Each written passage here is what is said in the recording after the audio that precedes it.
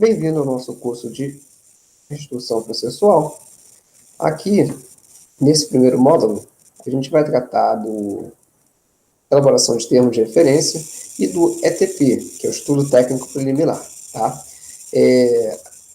Vamos ver nesse termo de referência como a gente vai especificar o objeto, a abertura do processo, como é que funciona esse processo, esse procedimento.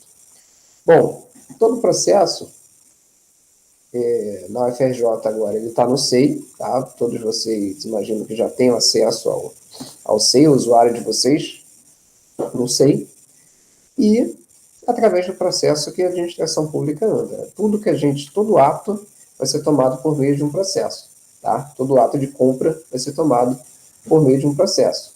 E esse processo, ele vai ter que conter o quê? Ele vai ter que conter, no mínimo, o requerimento, formalizando a demanda, e um termo de referência, que é o documento que vai basear essa contratação. Tá? Eu vou apresentar aqui na tela, só um minutinho, vou apresentar aqui, tela inteira, compartilhar, só um minuto.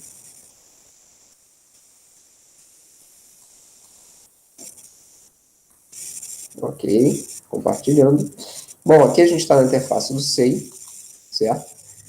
A criação do processo é feita aqui, em iniciar processo, a gente dá um clique aqui.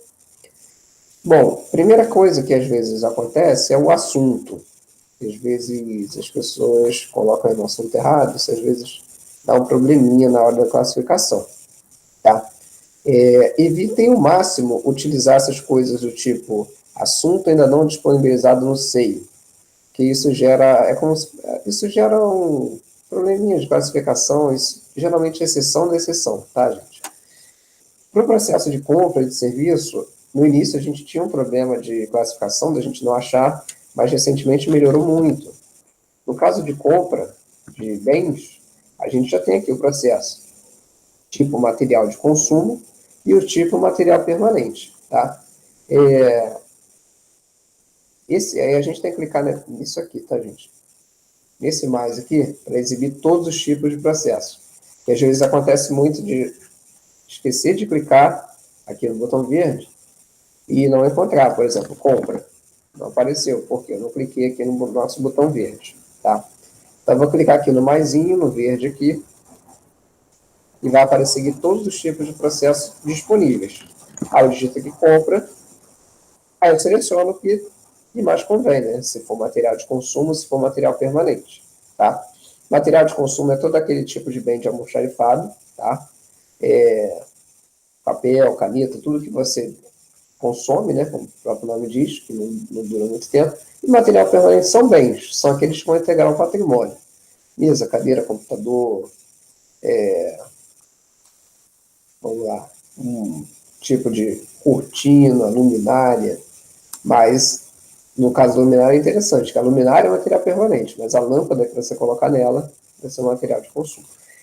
E para serviço, a gente tem vários tipos de serviços aqui enumerados, tá? Só que vocês têm que ter cuidado que nem sempre vai ter o serviço certinho. Por exemplo, certificado digital, tem. Editoração, tem. Contratação de serviço para evento, fornecimento de refeição, tudo tem. Mas pode acontecer de algum serviço, por exemplo, limpeza de caixa d'água. Vamos ver, limpeza de caixa d'água não tem serviço limpeza de caixa d'água. Só que isso foi resolvido com esse tipo processual aqui, contratação de serviços não continuados. Aí, se vocês não encontrarem o serviço de vocês aqui, vocês vêm aqui, serviços não continuados, e vai resolver o problema. Depois de selecionar seu material, seu serviço, vocês colocaram aqui a especificação, que vai ser qual é o objeto, de fato, do serviço. Por exemplo, serviço não continuado, conserto de janela. Pode ser, vamos lá. Conserto das janelas do auditório e do Calmon, por exemplo. O interessado, vocês vão colocar a unidade de vocês.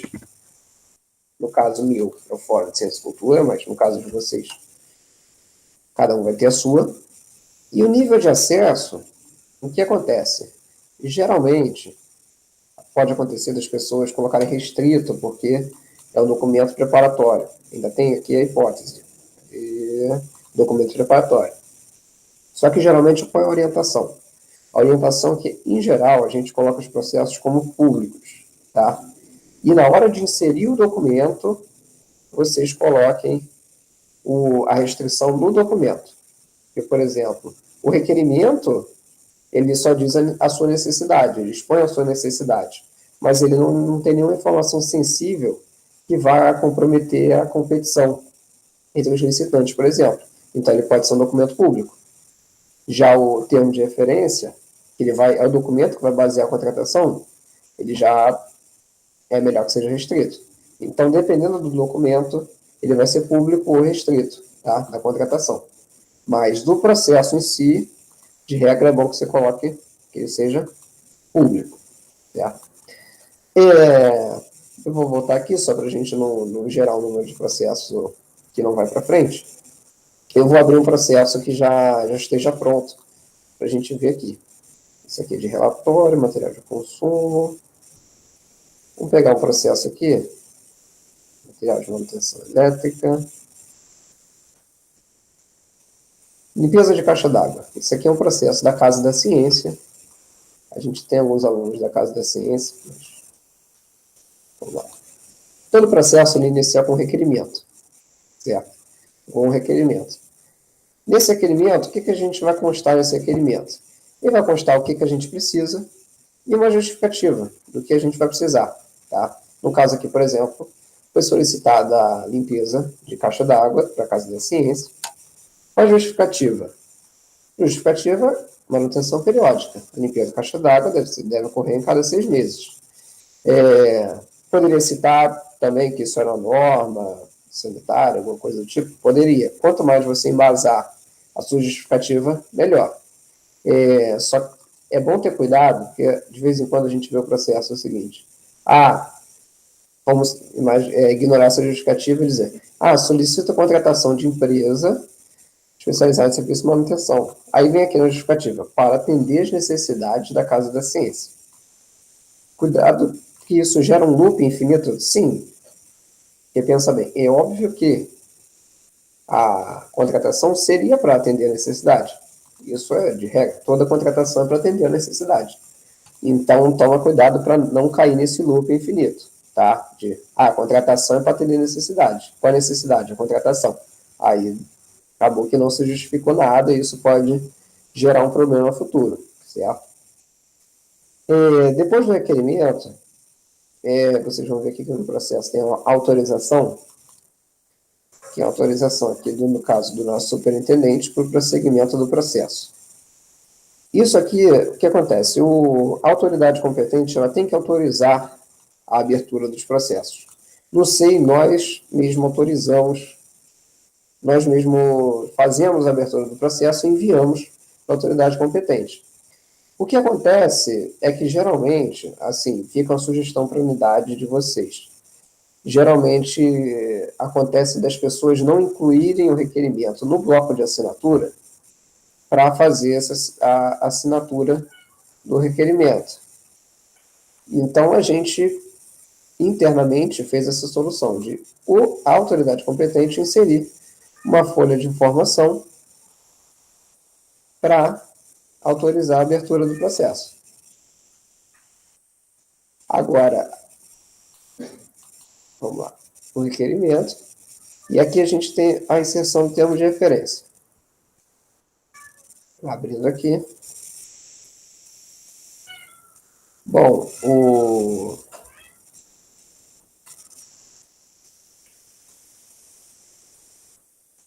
abriu aqui. Certo. Esse aqui é o termo de referência do próprio serviço de limpeza de caixa d'água. Então, vamos lá. Aqui a gente tem um objeto que já foi repetido no requerimento. E aqui a gente tem uma especificação mais detalhada do que vai ser cada objeto. Já separado em itens, item 1, item 2 e item 3. E aqui a gente tem também a justificativa, que também estava lá no nosso requerimento. A justificativa aqui, ela pode ser a mesma do requerimento, tá? O importante é que esteja, de fato, justificado. Esse requerimento, esse termo de referência, perdão, eu deixei um modelo dele para vocês aí no link desse módulo, tá? E é um termo mais enxugado, tá? Que a gente adaptou aqui no fórum para contratação direta, porque os outros têm algumas regras, que é mais para licitação e tal, então a gente deu uma enxugada nesse termo de referência. Mas é essencial que tenha termo de referência. Por quê? Porque ele que vai basear a contratação, o requisito da contratação. No caso desse serviço, tinha vistoria. Então, as regras da vistoria, quando, que horas, se pode obter alguma informação por mídia, alguma coisa do tipo, quais são as obrigações da contratante, as obrigações da contratada, porque o que costuma acontecer? Pela ausência de um termo de referência, às vezes a empresa não cumpre o serviço como o demandante esperava. Só que a gente não tem como fazer nem sanção administrativa. Por quê? Porque não existe o documento que baseou a contratação, só tem um requerimento dizendo, preciso limpar a caixa d'água porque é uma norma que seja limpada a cada 6 meses, ok. Mas não tem o rol de obrigações de cada um, o que deve ser feito por cada uma das partes. Então, assim, ter um termo de referência, além de mostrar seriedade por parte da administração, ele também resguarda a administração pública caso a empresa não venha cumprir com o combinado. Então, assim, fique à vontade, claro que assim, vocês vão ter que alterar aqui o logotipo, que está com o logotipo, o nome do fórum, mas assim, fiquem à vontade para usar os termos que a gente já deixou disponível para download aqui nesse módulo, tá? Vamos lá. Então, é isso. O objeto e a justificativa. O objeto bem definido, tá? Bem definido. Então, por exemplo, se você vai contratar fazer a compra de um bem. Vamos lá, deixa eu ver aqui. Deixa eu ver isso aqui de material de consumo. O que tem aqui de material de consumo? Esse processo é um processo da editora, certo? Então, aqui a gente tem aqui a gente tem um ofício, uma pequena correção, se me perdoe fazer assim em público, mas é bobeira. Mas assim, que geralmente o processo se inicia com requerimento. Então, seria legal que, ao invés de ofício, aqui fosse o requerimento. Mas o importante, o principal é o conteúdo, mas essa formalidade seria interessante. Então, por exemplo, aqui, por acaso, a gente tem um processo que ficou classificado como restrito. Então, novamente, o ideal seria que a gente fizesse o processo público e os documentos internos deles restritos. Por exemplo, o requerimento não tem nenhum problema. Você está dizendo que a administração precisa da lona, da corda, do rolo de plástico, mas não tem nenhuma informação sensível. Então, ele poderia ser completamente público, certo? Então, aqui a gente vem, uma justificativa, tá? Sempre justificativa, dizendo o que aconteceu com os módulos e tal, que a editora precisa do reparo, e essa intervenção, pelo tempo que vai demorar e tal, vai precisar de uma lona aqui para cobrir os contêineres. Aí ele pede aqui o material necessário para fazer essa cobertura. E, novamente, vem aqui com o termo de referência. O termo está aqui com os itens, a unidade, a quantidade e o CAT-MAT. Isso aqui que é interessante, novidade aqui, o CAT-MAT. O que é o CAT-MAT? O CAT é de catálogo, tá? É material, catálogo material. É tipo catálogo de materiais. E tem o CAT-SER, que é o CAT-MAT de materiais e o CAT-SER para serviços. Tá? Isso é um código que cada tipo de material, cada tipo de serviço tem um código único para identificar. Ele pode ser acessado no link do Comprasnet, que eu já deixei para vocês aí. E para a confecção de termos de referência, é interessante que vocês incluam esse catálogo. Por quê? Porque ele, como ele é um código único para o material, único para o serviço, ele faz com que vocês consigam definir muito bem aquilo que vocês querem. Porque, por exemplo, já aconteceu uma situação há muito tempo de definir, por exemplo, a gente precisa de um micro-ondas. Aí foi definido que precisa de um micro-ondas. Mas qual a quantidade de litros desse micro-ondas, qual a tensão desse micro-ondas, a potência desse micro-ondas, precisa de ter alguma função a mais desse micro-ondas? Sei lá, função grill, por exemplo, alguma coisa do tipo. Então, esse CATMAT, vamos colocar, por exemplo, micro-ondas aqui, que aparece, pá, aqui, forno micro-ondas, material aço inoxidável, capacidade de 31 litros, e aqui tem outros tipos, 32 litros, 20 litros. Vou imaginar que eu quero um forno micro-ondas de 22 litros. Tem uma aqui. Aí eu vejo que se me atende, se não me atende, eu continuo buscando. E o código dele é 394-846. Vou até dar um zoom aqui, para ficar mais fácil de ver. É o 394-846. Esse seria para esse micro-ondas. Então, ou então serviço. Vamos lá. Os serviços, às vezes, eles têm... Vamos lá. Serviços. Impressão A3. Vamos ver, por exemplo. Aí eu venho aqui, serviços. Outsource de impressão. Página 3, monocromático. Aí eu vejo qual é o tipo de impressão que mais me atende. No caso, eu precisar de impressão do tipo A3. É monocromático? É polocromático? Tem franquia de papel? Não tem franquia de papel? Aí a gente vai definir com o nosso código. E esse código vai parar no nosso termo de referência, que a gente vai inserir no nosso termo de referência. Então, vamos lá. Vai ter aqui identificação. CATMAT. Aí eu inseriria aqui o nosso código aqui. Vamos lá. Agora, vamos para o ETP digital. O ETP digital, ou vamos primeiro, o ETP, o Estudo Técnico Preliminar, é o estudo que ele vai basear a contratação. Seria o caminho até onde você chegou naquela necessidade. Por que você precisa daquela necessidade?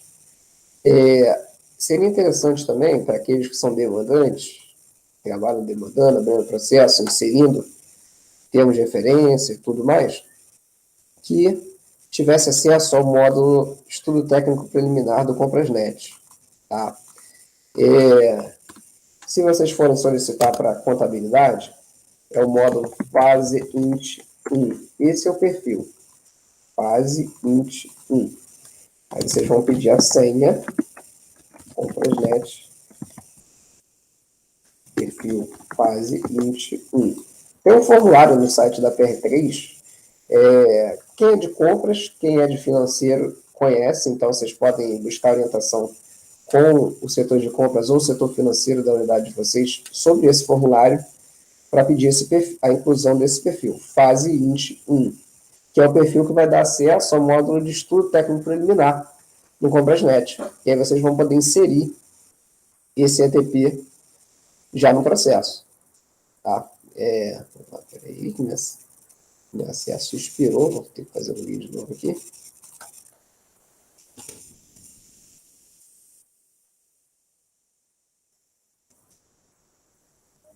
Opa, carregando. Estudo técnico preliminar. E eu vou abrir um aqui, só de exemplo, para vocês verem como ele é. Deixa eu ver aqui. Contratação de serviços gráficos é um pouquinho diferente. Mas vou colocar um aqui que foi bem simples.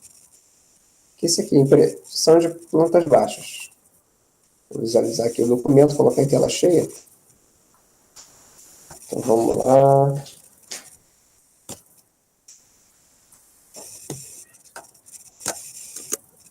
colocar em tela cheia aqui. Pronto.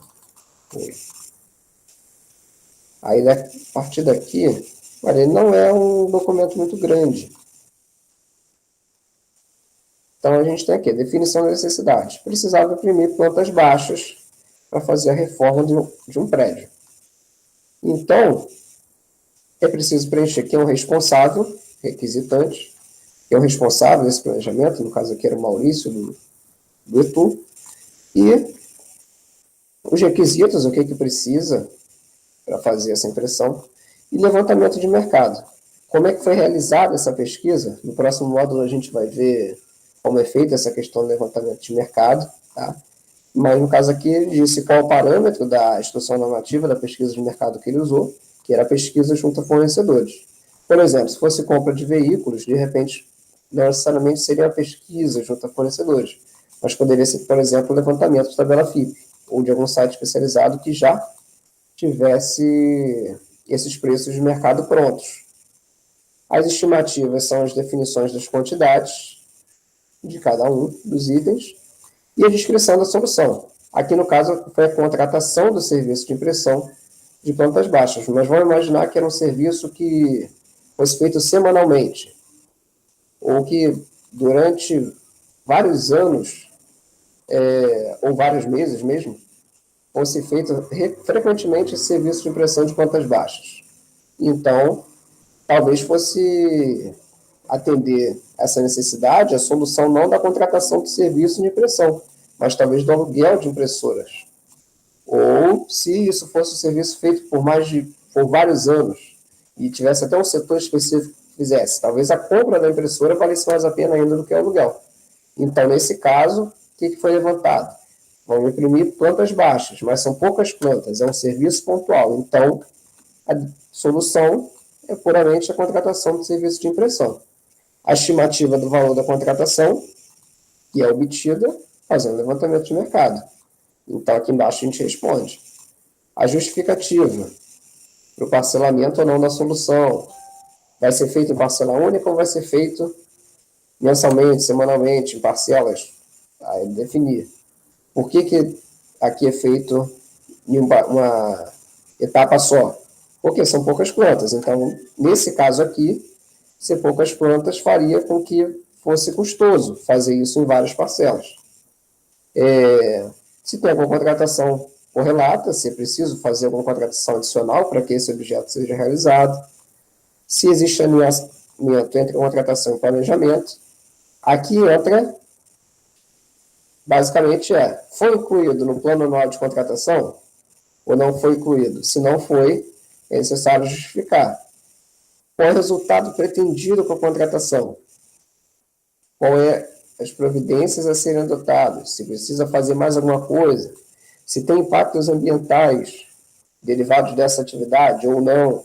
E se tiver, foi tomada alguma medida para minimizar isso? E a declaração de viabilidade, que é se essa contratação, então, seria viável ou não seria viável. E a justificativa disso. Por que seria, por que não. No anexo, geralmente a gente coloca alguma documentação a mais, do tipo, no caso aqui foi a lista de pranchas a imprimir, que era quais eram os documentos a serem impressos, de fato, e isso vai basear o estudo. Então, basicamente, o ETP é o caminho do problema até a solução. Qual é o problema, descrevendo qual é o problema, qual é a solução, qual o custo estimado da solução, se está alinhado com o planejamento. Então, é isso. Mas esse ETP ele não é obrigatório para dispensa de licitação. Ele é obrigatório só para adesão à ata de registro de preços. Ele é obrigatório para quando é feita a licitação. E como é que a gente vai saber se vai ser feito ou não a licitação? Um indicativo de se vai ser feito ou não é que, por exemplo, se esse valor estimado da contratação, nosso item 8 aqui do ETP, for um valor superior, no caso da nova lei de licitações, um serviço não continuado, o valor foi superior a 50 mil reais, com certeza vai ter uma licitação, com certeza, porque ultrapassa o limite da dispensa de licitação. Mas agora aqui, esse valor aqui foi 2.163. Então, é possível que não seja feita a licitação. Só que se for feito, pode ser que o processo volte para o demandante para que ele faça o estudo técnico preliminar. Caso você já envie o processo com requerimento, estudo técnico preliminar e o termo de referência, isso vai poupar uma etapa de voltar para o setor demandante quando ele necessitar de licitação. Então, assim, tendo a oportunidade de fazer, é interessante fazer e a gente deixar o processo mais completo. Quanto mais você basear, justificar a contratação, deixar o negócio ali mais redondinho, é melhor. Então, esse foi o primeiro módulo. A gente se vê no próximo dia, no caso aqui vai ser o dia 18, né, dia 18, com o próximo módulo que vai ser o de Planejamento e Gerenciamento de Contratações, o PGC, que da IN 01/2019. Então é isso. Vou encerrar aqui.